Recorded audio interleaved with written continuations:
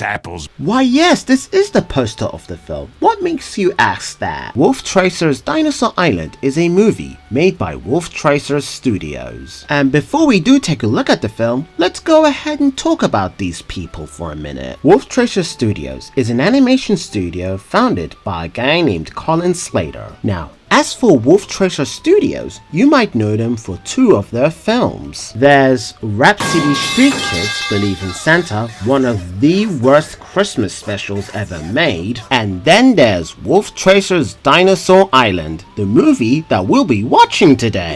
Now, looking at this, one could consider it to be one of those mockbuster films, but surprisingly, it's not. So with that whole thing out of the way, let's get ourselves into Wolf Tracer's Dinosaur Island. We start the movie off with a speech about dreams, a trope I have never heard of before. Have you ever had a dream? Not the kind when you're asleep, but something you want with all your heart. I've had a dream like that ever since I was a little girl. A great start to this film so far, I have to say. We then get introduced to our main characters of the film. This blonde lady is called Troy, because why not? And this guy is called Blake, and he's voiced by Mark Hamill. You know, that one guy from the Star Wars stuff. And this guy here is called Jack, and I think he's the movie's attempt at making a comic relief character. You know, humor. And then we have this guy named Captain Bud, who sounds like a pirate, I guess. More on him later. These waters too well. I give them the respect they're due, and in return, they know not to trifle with the likes of Captain Bud and his loyal crew. Woo!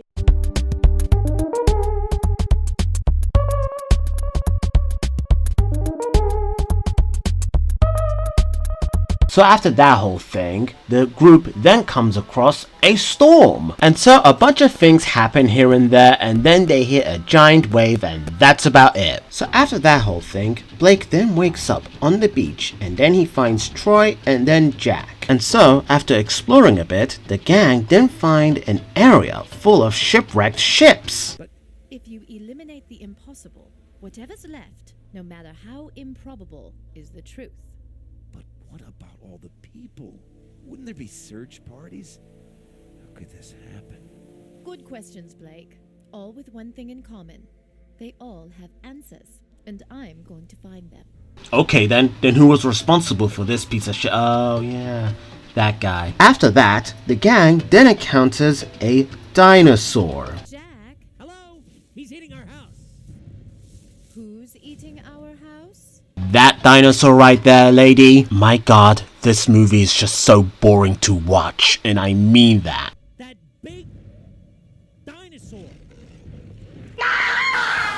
So after that whole thing, the gang then go to bed, and that's about it for this entire scene. So the gang explores the island and then come across some PS1 dinosaurs, because if you couldn't tell, this movie is all about dinosaurs.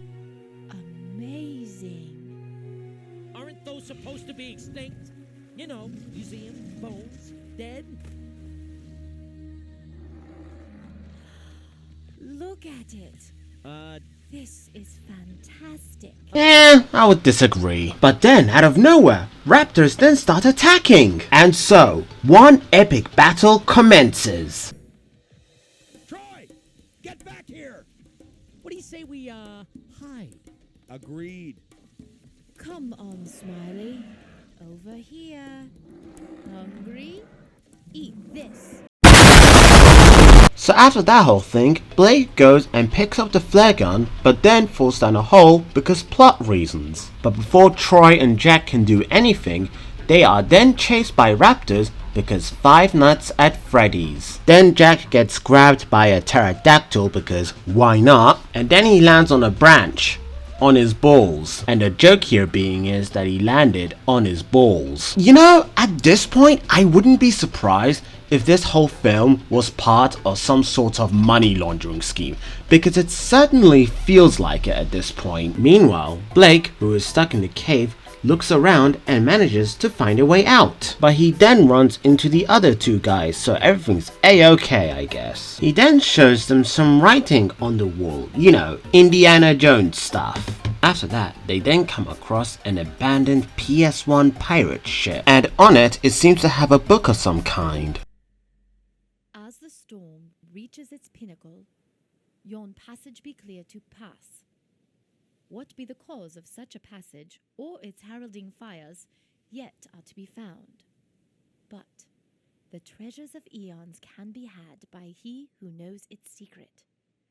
That secret will be guarded, and any who find it out will not be long for this mortal world. And then they'll be forced to be a writer on the world's most worst TV show. Or just be terminally online, that too I guess. After that, they leave the ship, but someone is watching them from the distance. But then, they are attacked by a Ken Carson dinosaur!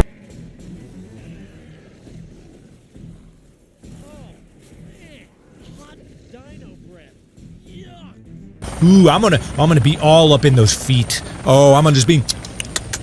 But then the dinosaur just leaves and that's really about it. So after that whole thing, the gang then spot a big tablet with some red writings on it. Only I could... Where once a proud and mighty city stood, now a crest above. Where the strong beheld all they surveyed. The sea is now their home.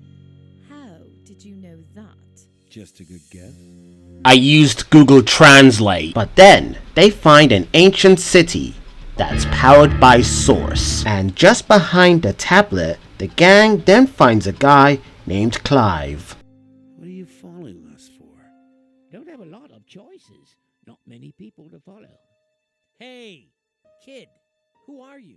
Me name is Clive, cabin boy on the Gold Wolf, the ship in the cave. Whatever makes this go faster, I guess. So after that, they talk more and then they get chased by dinosaurs again, and then that's about it. So after that, the gang are walking through the jungle, but then are encountered by a guy in a mask. And so they start chasing the guy, powered by Source, and I'm pretty sure I already made that joke. But then they fall straight into a trap. Jack then runs away because he just realized he was in a Wolf Tracer movie. Blake and Troy then find themselves in a village all tied up. And from here, we learn that Blake and Troy are treasure hunters. Troy searching for relics that have appeared, and Blake is following Troy's leads on the lost city of Atlantis. This then gets her mad because plot reasons. You've been leeching off my discoveries? No, it's not like that. My research. You're the one who You inspired worm! If I ever get off this island, I will have your... me. Not the best time to plan for the future. So after some pointless stuff happening, we then find out who's been pulling the strings on the island. And it turns out to be Captain Bud this entire time. Now that's a twist I didn't see coming. So, what's this guy's motivation here? Hell if I know. So I guess he now starts talking about his plans. You know, evil generic bad guy stuff. Many confidences are contained within. Wealth from across the centuries, all belonging to me. And with it, the ability to become a Discord moderator on any server. And then I shall be able to enact my true plan. By Reddit. So then one very mediocre battle happens because violence. And then Captain Blood escapes through a Channel Awesome time portal because why not, I guess.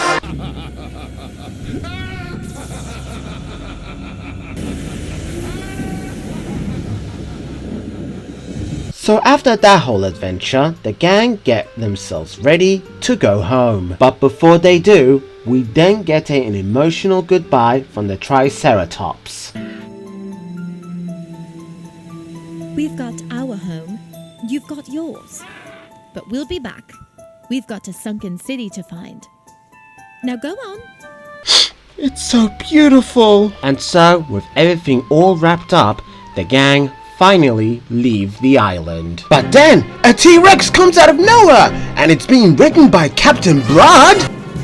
We be going somewhere. Yeah, no, review over. So yeah, that was Wolf Tracer's Dinosaur Island, and to be honest, it was very boring. Honest to God, what can I say about this? This feels like a very generic story about dinosaurs, and everything about it is just awful to look at. The animation is very terrible to look at times. The story is very generic to say the least.